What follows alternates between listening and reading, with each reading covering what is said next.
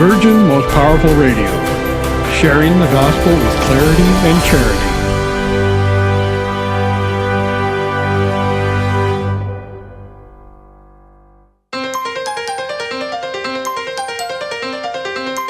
And now, Virgin Most Powerful Radio is pleased to present Hands-On Apologetics with renowned Catholic author and apologist, Gary Machuda.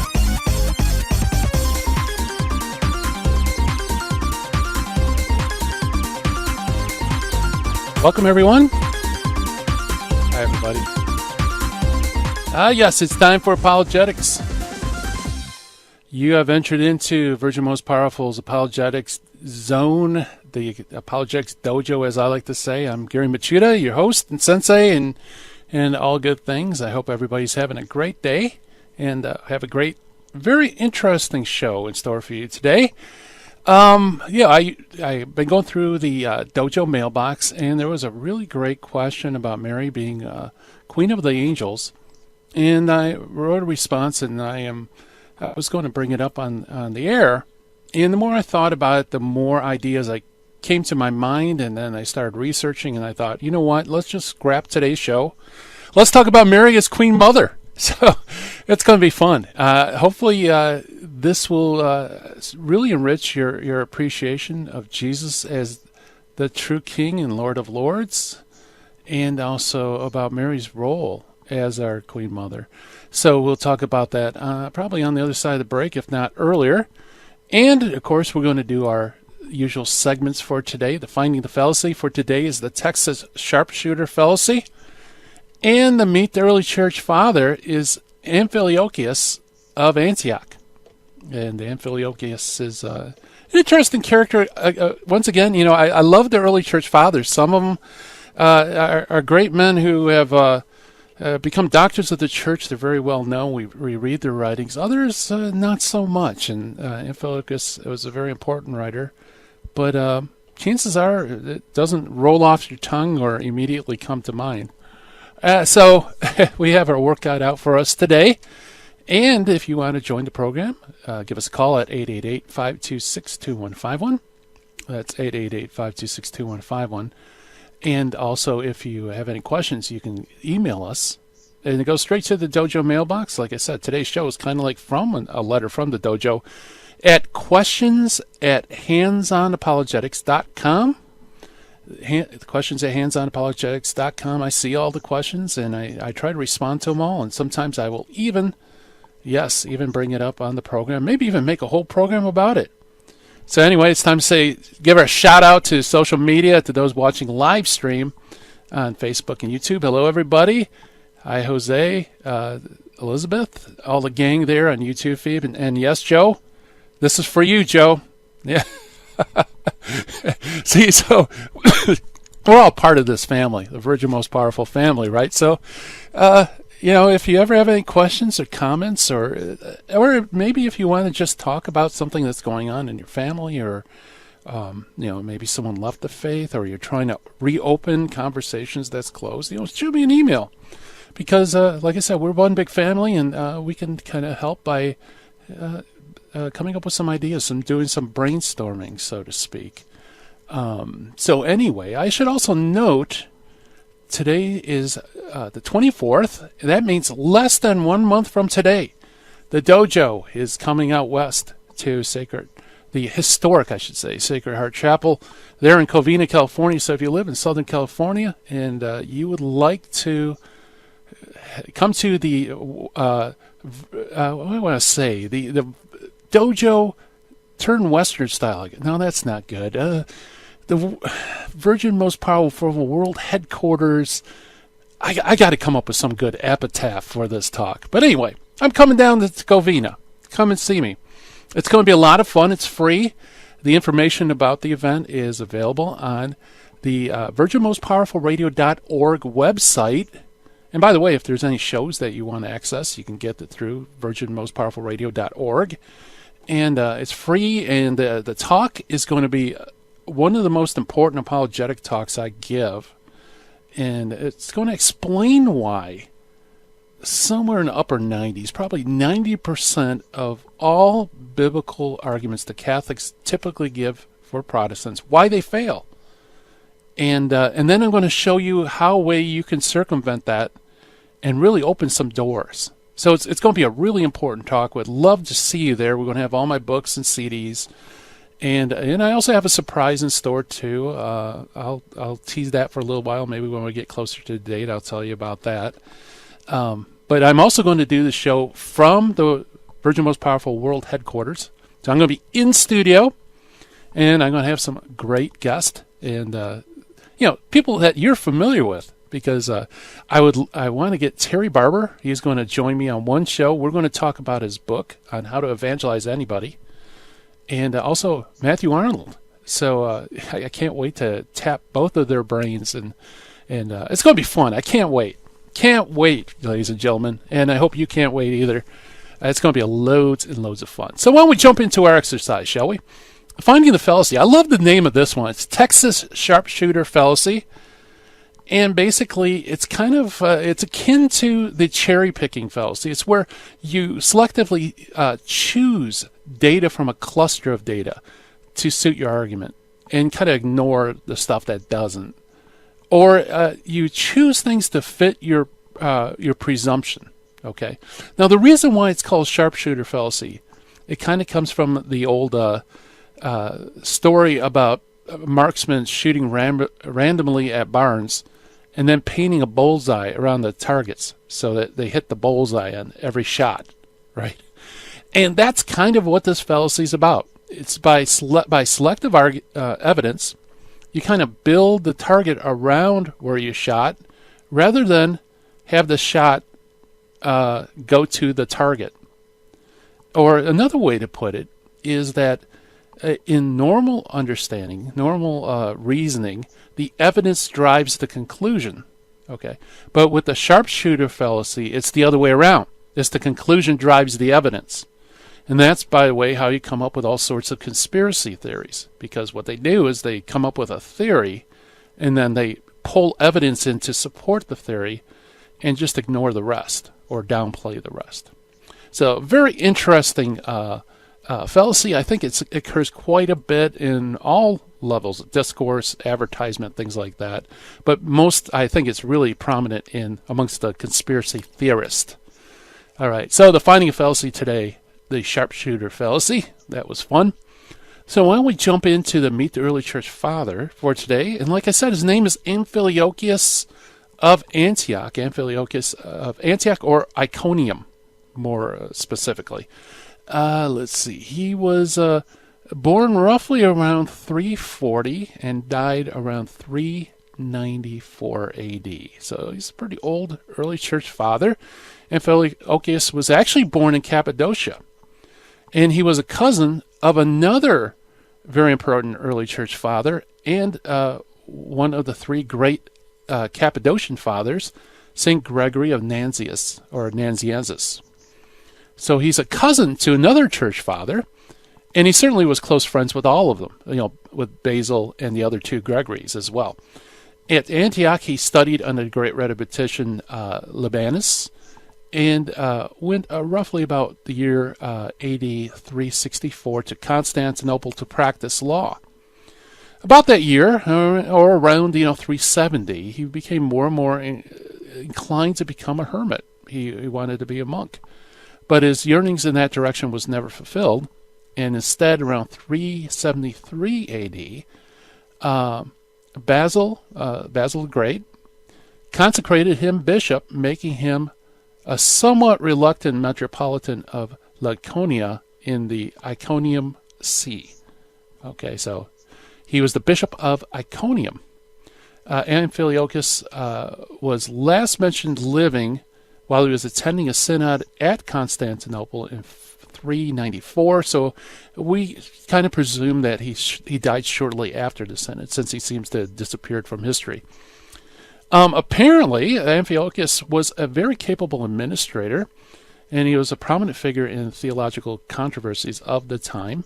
He was much respected by his contemporaries, and he kind of enjoyed a certain eminence because he was recognized as a patristic authority within a generation of his death.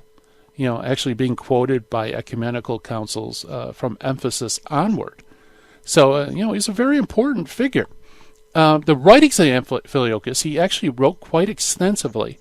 But, with some of these early church fathers, not all of it was passed down through posterity. It's lost to history. He's his works do survive in a large poem that he wrote to Seleucus, and I think it's 2 books if I remember correctly. So we do have some writings from him, and but all the other writings are gone. And in this poem, there's some very important aspects, most of which is that Amphiliochus also gives a list of what you could say is a canon. Okay. Oh, really, if you study the poem, and I do this in my books on the Deuterocanon, if you look closely at what he says, he's recommending these as the most certain books that are scripture. So he's not denying that there could be other books. He just wants to list the most certain books. And he lists the proto-canonical books of the Old Testament. Except for Esther, he makes a little comment that some have doubts about Esther. And then the New Testament, he writes that some have doubts about Revelation. So it's a very, it's an important early list, so this is a very important father. At least, certainly his contemporaries held him in very, very high esteem. So that is the Meet the Early Church Father for today, Amphiliochus of Iconium, or you could say Amphiliochus of Antioch, writing right before the turn of the 5th century. So, when we come back, we're going to go to the dojo mailbox, and we're going to talk about the Blessed Virgin Mary, about her queenship, and the biblical roots, actually the Old Testament roots, of Mary as Queen of Heaven. All right, so you don't want to miss it, folks. Listen to Hands On Apologetics. I'm Gary Machuda. Stay tuned.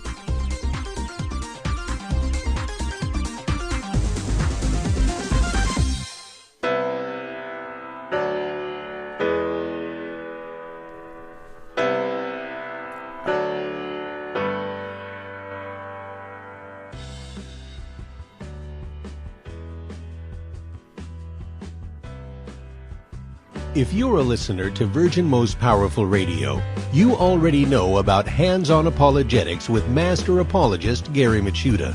And if you're a fan of Hands-On Apologetics, then we have some exciting news for you. This February, Sensei Gary will be leaving the Apologetics Dojo in Michigan to visit the Virgin Most Powerful Radio World Headquarters in Covina, California. And if you'll be in Southern California this February, we have more exciting news for you. Not only will Gary be doing his live show from our Virgin Most Powerful Radio studio, but he will be giving a live presentation on February 20th at 7 p.m. right here at the Sacred Heart Chapel. That's Gary Machuda speaking live on the topic of Breaking the Bible Barrier, Why Catholic Appeals to the Bible Fail, and How to Make Them Successful. For more information, call 877-526-2151 or visit virginmostpowerfulradio.org. It is only because of your continued prayers and generous donations that Virgin Most Powerful Radio can broadcast live each weekday. We count on your spiritual and financial support because you understand the urgent need for Catholic programming that shares the gospel with clarity and charity, but without compromise. Please prayerfully consider becoming a monthly donor. You can set it up with the touch of a button on our website, catholicrc.org.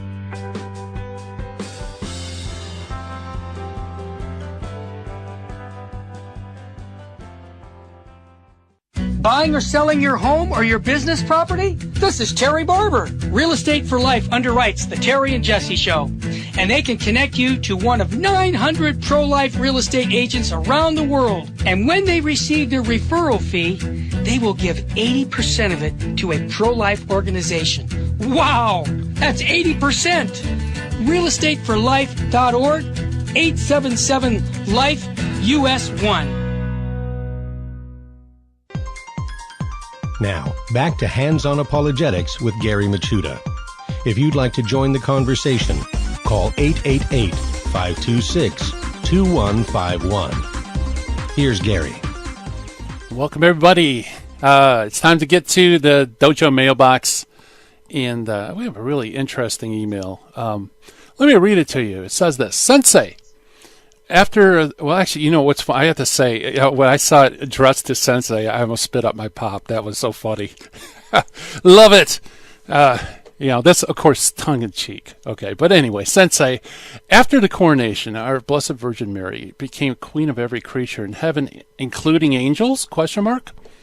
And also, second question is, when a human soul enters heaven, are they equal to or subordinate to the angels? Thank you, and God bless you, Joe T. Joe, hey, this program's for you. Great questions, excellent questions, and I'll read you what my response was, and then the rest of the show I think will kind of fill out a little bit more about it. So I basically, what about the coronation? Is Mary Queen of Angels?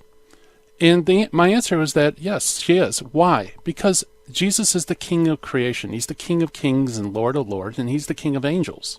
Okay, so that includes angels. So if Mary is his queen, so she too would be queen even of the angels. Now, of course, when we say this, we mean that she is queen in subordination to Christ, her head. Okay, so she's not like autonomous, right? She's a queen under the king. Nevertheless, she does reign with him, and even over angels, in virtue of her divine maternity. Okay. So that was the short answer. And whether human souls, when they enter heaven, are they equal to or subordinate to the angels? That one, there probably is a more definitive theological answer. But my answer to him was yes and no. Okay. In the book of Revelation, you find John the Apostle, who is approached by an angel, and he falls down and actually starts doing homage to the angel. To which the angel says in Revelation 19:10, I am a fellow servant of yours and your brothers who bear witness to Jesus. So on one hand, we are in a sense kind of equal to the angels as fellow servants. Okay, the angels serve us, and we're under the servitude of God Most High, right? So in a sense, we're equal to the angels. By our affiliation, by being adopted children of God, which is something that angels aren't. But on the other hand, Paul also mysteriously refers to us judging angels in 1 Corinthians 6:3. Now, he no doubt's referring to fallen angels being judged. So it's kind of like yes and no, okay? According to the Han Mitch commentary, or this is Ignatius commentary, that believers will share in the heavenly reign of Christ, according to 2 Timothy 2:12, and he will certainly be superior to the fallen angels, even as we can bind demons while on earth. But our relationship to the unfallen angels, we're superior to the fallen angels, but in relationship to the unfallen angels, it seems as if we're equals. Okay, at least that seems to be the imprint that I get from the angel's words to St. John. So, great question. So, I emailed him back, and Joe, hopefully that made sense to you. You did give me a thumbs-up reply. And then I started doing a little bit more digging. I wondered whether the church actually spoke about Mary's queenship specifically. I actually have done quite a bit of research. I was just trying to refresh my memory. And so, let's see, it's a little bit of time. So I found this. It's an encyclical by Pope Pius XII on proclaiming the Queenship of Mary. And it's so I thought maybe I could read some portions of it, because it's very interesting, and it'd be a great lead-up to what we find in the Old Testament. So this particular portion of this encyclical by Pope Pius XII on the Queenship of Mary, it kind of gives you a historical background of how from earliest times Christians had understood her to have a role as queen. Okay? So let me read from the encyclical. Quote, "From earliest times Christians have believed, and not without reason, that she of whom was born the Son of the Most High received privileges of grace above all other beings created by God. He, quote, will reign in the house of Jacob forever, quote, the Prince of Peace and the King of Kings and Lord of Lords. And when Christians reflect upon the intimate connection that obtains between a mother and a son, they readily acknowledge the supreme royal dignity of the Mother of God. Hence, it is not surprising that the early writers of the Church called Mary, quote, the Mother of the King and the Mother of the Lord, basing their stand on the words of St. Gabriel the Archangel, who foretold that the Son of Mary would reign forever, and on the words of Elizabeth, who greeted her with reverence and called her the Mother of my Lord. Thereby they clearly signified that she derived a certain eminence and exalted station from the royal dignity of her son. So we can even see in the New Testament, as Pope Pius XII shows, that Mary Mary is the Mother of the Lord, Mother of the King. Okay, keep that in your back pockets, because on the other side of the break, we'll dig into the biblical roots of that. So then Pope Pius XII continues by talking about some of how the early church fathers understood this. Okay, now back to the encyclical. Quote, so it is that St. Ephrem, burning with poetic inspiration, represents her as speaking in this way, quote, let heaven sustain me in its embrace because I am honored above it. For heaven was not thy mother, but thou hast made it thy throne. How much more honorable and venerable than the throne of a king is his mother. And in another place, he prays to Mary as, quote, the majestic and heavenly maid, lady, queen, protect and keep me under your wing, lest Satan, the sower of destruction, glory over me, lest my wicked foe be victorious against me. So he calls her heavenly maid, lady, and queen. Okay. Next, Pope Pius XII goes to Gregory of Nazianzus, who calls Mary, quote, the mother of the King of the universe, and, quote, Virgin Mother who brought forth the King of the whole world, while Prudentius asserts that the mother marvels, quote, that she has brought forth God as man, even as supreme king, unquote. And the royal dignity of the Blessed Virgin Mary is quite clearly indicated through the direct assertion by those who call her lady, ruler, and queen. And one of those homilies attributed to Origen, as Elizabeth calls Mary the mother of my Lord, and even addresses her as thou my lady.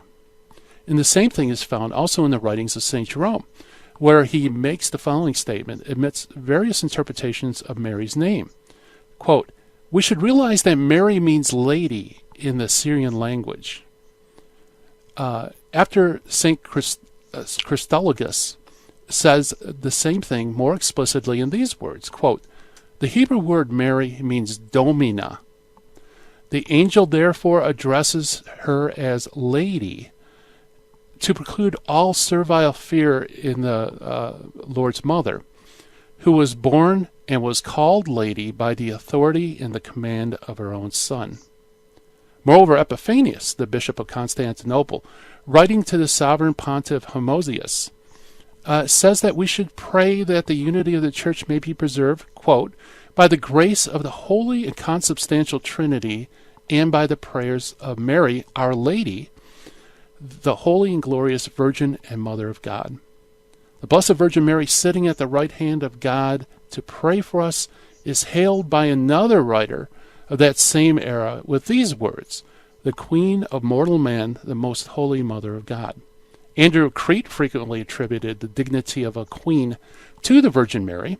For example, he writes, quote, today he transports from her earthly dwelling as queen of the human race, his ever-virgin mother, from whose womb he, the living God, took on human form, unquote. And in another place, he says, quote, the queen of the entire human race, faithful to the exact meaning of her name, who exalted above all things save only God himself. Likewise, St. Germanus says of the humble virgin in these words, quote, be enthroned, lady, For it is fitting that you should sit in an exalted place, since you are a queen, and glorious above all kings." Unquote. He likewise calls her, quote, "the queen of all those who dwell on earth." Unquote. She is called by St. John Damascene, quote, "queen, ruler, and lady, and also the queen of every creature."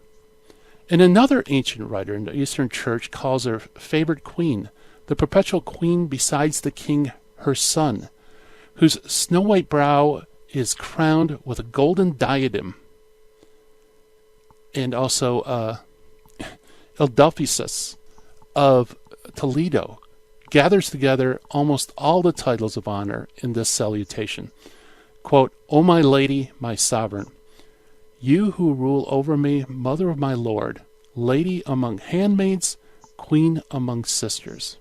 The theologians of the Church, deriving their teachings from these and almost innumerable other testimonies handed down long ago, have called the Most Blessed Virgin the Queen of all creatures, the Queen of the world, and the ruler of all.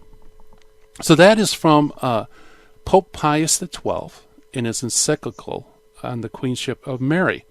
And as you can see, he gives us this long quotation of all these early church fathers who would keep referring to Mary as queen, as the mother of the king, as lady, okay? And you might think, okay, that's beautiful. But is it biblical? That's the big thing. Where does it come from? Well, I believe that the church has been around so long that we kind of forgotten our Hebrew roots. The ideas still remained, and they still remain true, but we kind of forgot the Hebrew roots of all this. And this is deeply rooted in the Old Testament.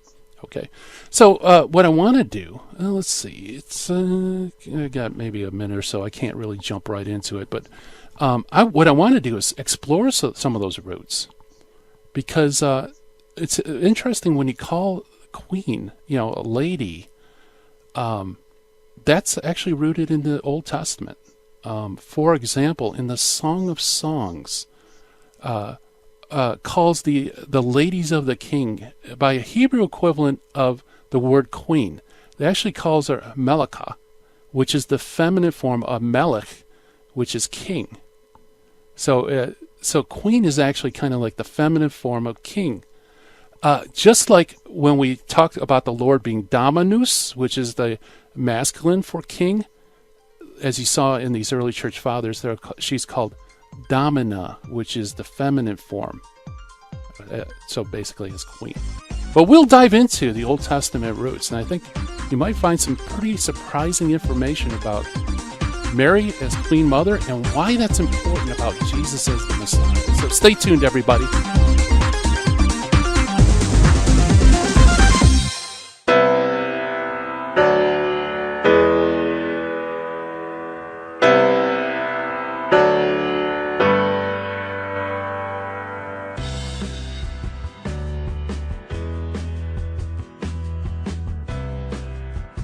If you're a listener to Virgin Most Powerful Radio, you already know about Hands-on Apologetics with Master Apologist Gary Machuda.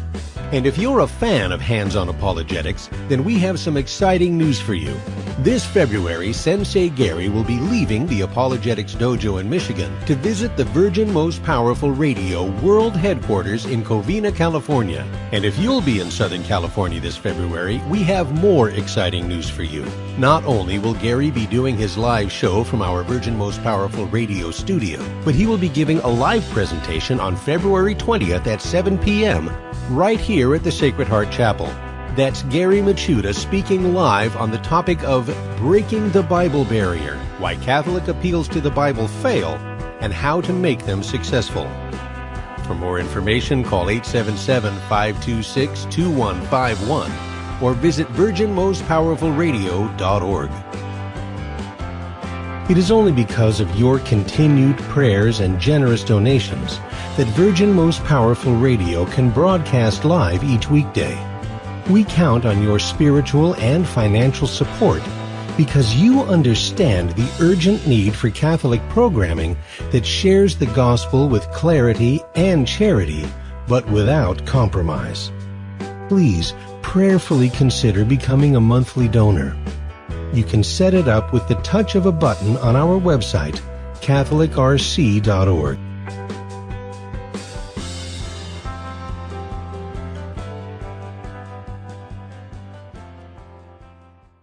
Buying or selling your home or your business property? This is Terry Barber. Real Estate for Life underwrites the Terry and Jesse Show.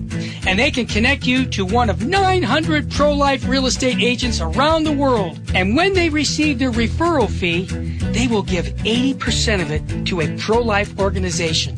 Wow! That's 80%! realestateforlife.org, 877-LIFE-US1. This is Jesse Romero. You're listening to Hands-On Apologetics with Gary Machuda on Virgin Most Powerful Radio. Welcome back, everybody. And we're talking about Mary as Queen Mother. And we're just about to get into the biblical roots of this idea of the Queenship of Mary and how it actually flows from and comes out of the Old Testament. We have to go back to David. Well, let's go even further than that. Israel wants to have a king, okay? They want to be like all the other nations. And so God relents, and he says, fine, if they want a king, then let them pick a king. They pick Saul, okay? Saul, the first king. Saul, the first king, was everything you would think on the outside a great king would be. Strong, handsome, articulate, warrior. But, so they elect him, and they forgot to notice that he's also a bit insane. So he turns out to be a really rotten king, going back and forth, especially when a young boy named David comes on the scene. And he loves David, but then he wants to kill David. And there's this whole tug of war that goes on through the reign of Saul until finally Saul dies. And David becomes king. Okay, and David becomes king of all of Israel. All 12 tribes are under his kingship. And I'm not going to go through the life of David. You already know about him. But eventually David gets old. And so the story picks up in 1 Kings 1. So I can't go, verse by verse, obviously, but I want to get you familiar with this story because it's very important. David gets old, and now people are starting to look for who's going to succeed David, because God had promised David that his house, that there will always be a Davidic king sitting on the throne of Judah, or of Israel, actually. And so, they're looking for the son of David. Who's going to be? David had lots of children because he had lots of wives, okay? But as it turns out, one of the wives is Bathsheba, okay? Bathsheba, and her son is Solomon. And David tells Bathsheba, one of the queens, okay, one of the domina, that her son will sit on his throne, okay? So Bathsheba's pretty fired up. She wants, her son is going to be a king. I mean, wouldn't you be fired up if that were so? But what happens is, right around when David's kind of getting a little too old to keep tabs on everything, another son, tries to steal the throne away. Okay, so he has equal right, in terms of his physical relationship to David. He is his son. And that's Adonijah. And his mother is Haggith. Beautiful, beautiful biblical name, don't you think? So Adonijah, son of Haggith, starts making these pretensions that he's going to become the next king. Okay, he starts acting like king. He starts, kind of assembling his own court and stuff. This is before David dies. So Nathan, the prophet, gets wind of this, and he basically goes to Bathsheba, Solomon's mother, it says that in Scripture, in 1 Kings 1:11. And Nathan said to Bathsheba, Solomon's mother, have you not heard that Adonijah, son of Haggith, has become king without the knowledge of our Lord David? Come now, let me advise you, so that you will save your life and that of your son Solomon. Okay, so what's going on here? Well, we have two queens with two sons, one of the sons is kind of preempting, trying to become king and take the throne, and that's Adonijah, and his mother is Haggith. Notice how Nathan points that out about Bathsheba, Solomon's mother, and then Adonijah, son of Haggith. That will become very important later on. And he says to her, we gotta act, because this is not what it's supposed to be.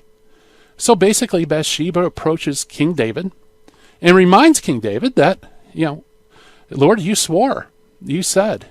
Actually, let me read the text. This is 1 Kings 1:17. She said, my Lord, you swore to me, your handmaid, by the Lord, your God, that my son Solomon should reign after you and sit upon your throne. And now Adonijah has become king, and you, my Lord King, do not know it. Okay? And so it's interesting that there's a pretender to the throne. And what I want you to notice about that verse, and especially the one with Nathan, is that Bathsheba's welfare is tied with her son. Okay? If this other guy becomes king and his mother becomes queen mother, which we'll talk about in a little bit, then Solomon and Bathsheba's lives are in danger. Okay? So this is really pressing for Bathsheba to remind the king, to reaffirm that he has promised. Notice that my son Solomon will reign after you and sit upon your throne. Okay? And basically, she says in verse 21, and if this is done, namely that this Adonijah becomes king, when my lord your king sleeps with his fathers, when he dies, I and my son Solomon will be considered criminals. Okay? So you can see how the fate of both of them are linked, the mother and the son, in this very important controversy over dynastic succession in David. So David, what he does is he reaffirms that, yes, Solomon is the one that's going to succeed me in the dynasty.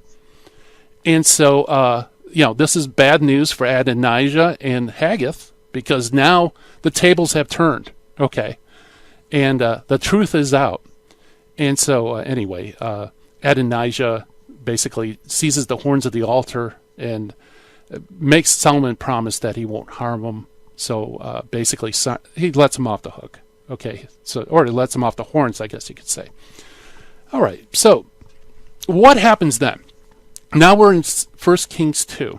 And I'm sorry, we're reading a lot of, we're reading a lot of passages, but stick with this, okay? It's very important.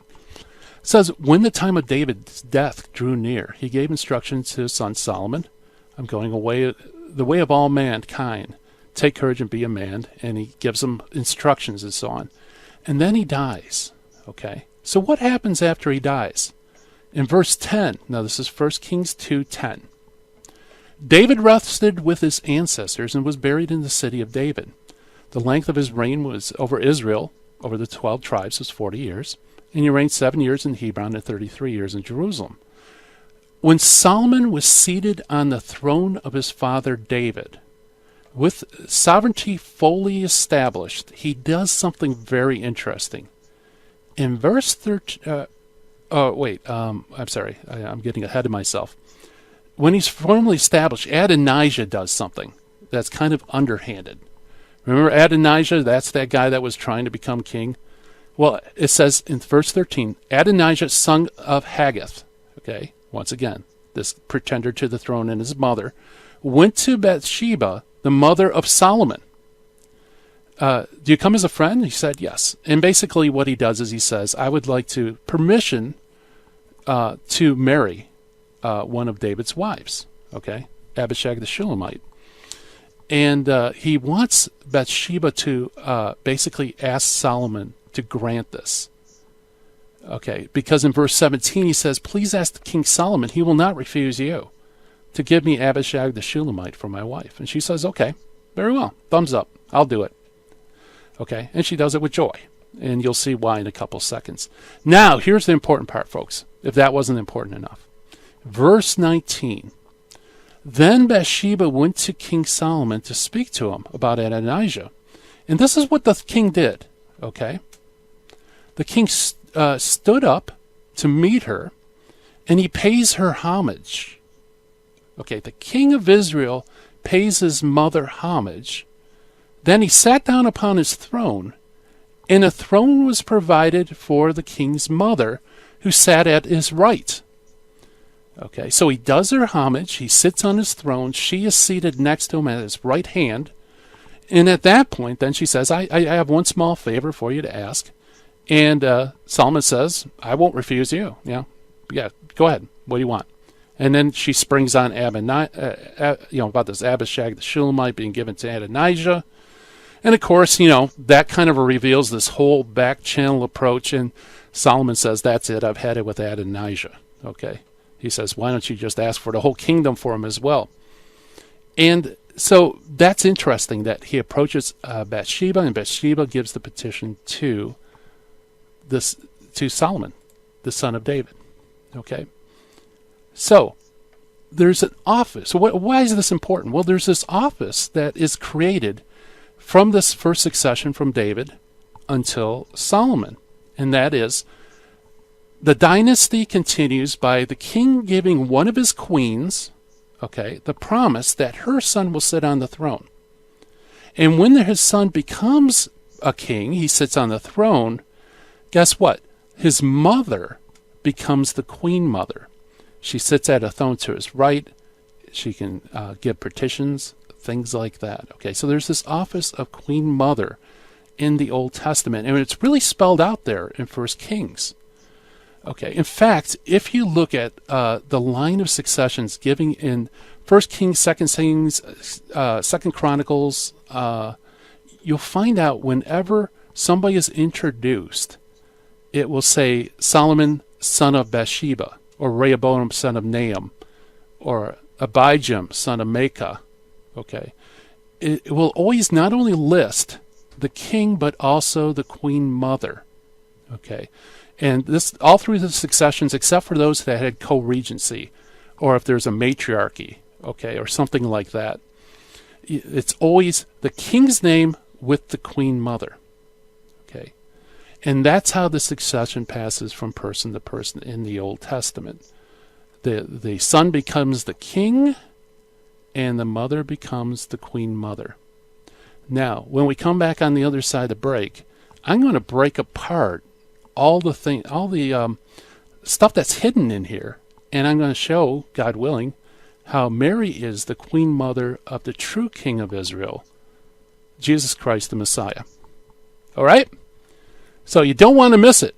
You don't want to miss it. And by the way, if you want to get all the notes and everything, you can see it in my book, Making Sense of Mary, which is available from Amazon. But if you want all the footnotes, all the early church fathers, all the scripture writings, stuff like that, it'll be in that book. So when we come back, we'll talk about Mary as Queen Mother and what exactly was the office of Queen Mother in the Old Testament. Stay tuned.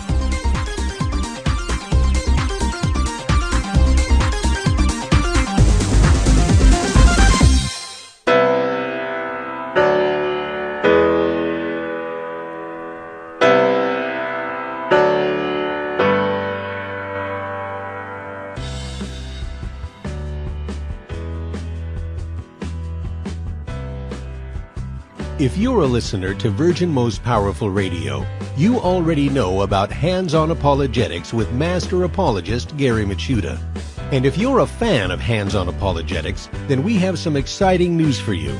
This February, Sensei Gary will be leaving the Apologetics Dojo in Michigan to visit the Virgin Most Powerful Radio World Headquarters in Covina, California. And if you'll be in Southern California this February, we have more exciting news for you.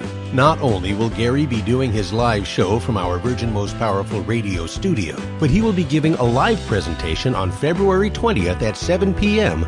right here at the Sacred Heart Chapel. That's Gary Machuda speaking live on the topic of Breaking the Bible Barrier, Why Catholic Appeals to the Bible Fail, and How to Make Them Successful. For more information, call 877-526-2151 or visit virginmostpowerfulradio.org. It is only because of your continued prayers and generous donations that Virgin Most Powerful Radio can broadcast live each weekday. We count on your spiritual and financial support because you understand the urgent need for Catholic programming that shares the gospel with clarity and charity, but without compromise. Please prayerfully consider becoming a monthly donor. You can set it up with the touch of a button on our website, catholicrc.org.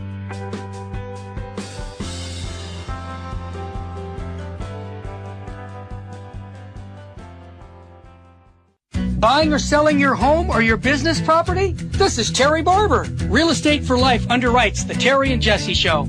And they can connect you to one of 900 pro-life real estate agents around the world. And when they receive their referral fee, they will give 80% of it to a pro-life organization. Wow! That's 80%! realestateforlife.org, 877-LIFE-US1. Now, back to Hands-on Apologetics with Gary Machuda. If you'd like to join the conversation, call 888-526-2151. Here's Gary. Welcome back, everybody. We're talking about Mary as Queen Mother, and we have looked at the Old Testament roots, and now let's fill it out a little bit. Now that we have the structure, let's see what the implications are, okay?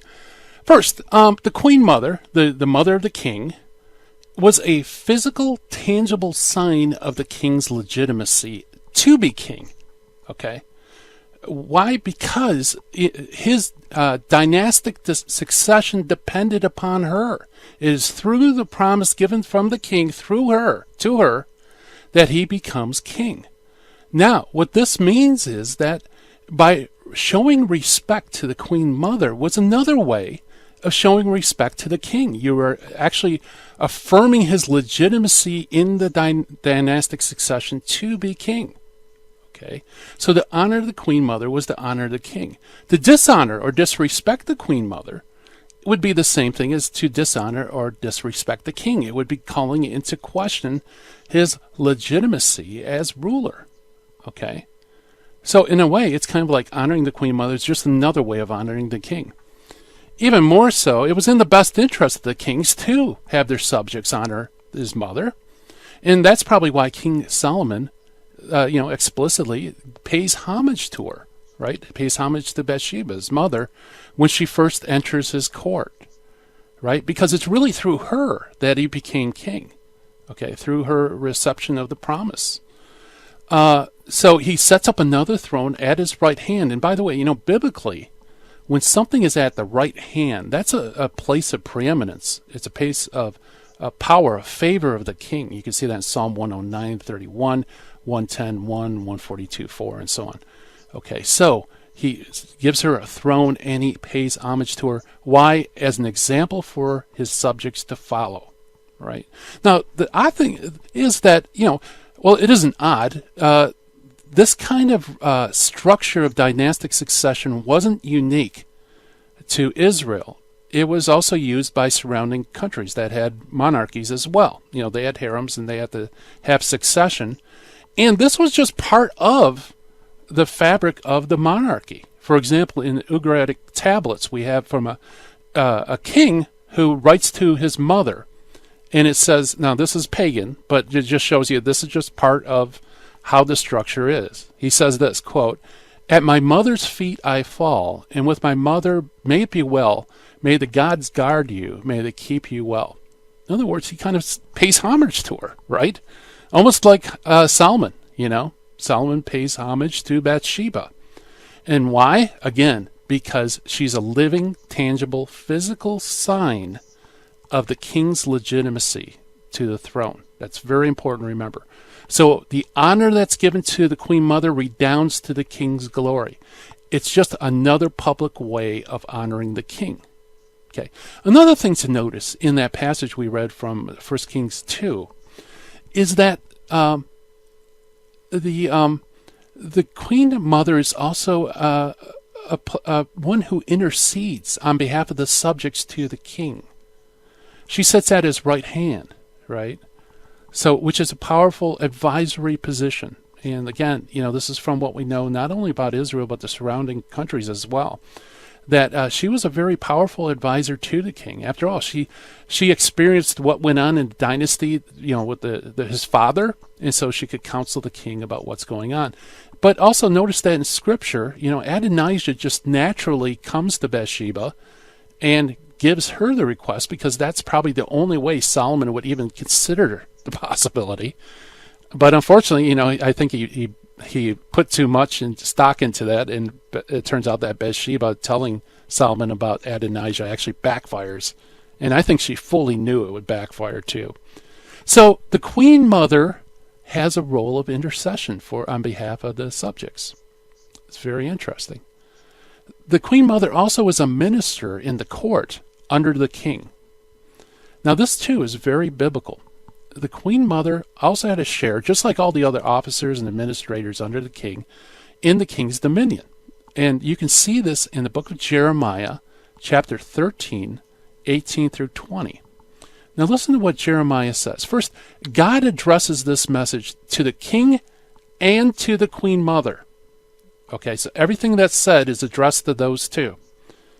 It says this, quote, "Say to the king and the Queen Mother, take the lowly seat, for your beautiful crown has come off your head.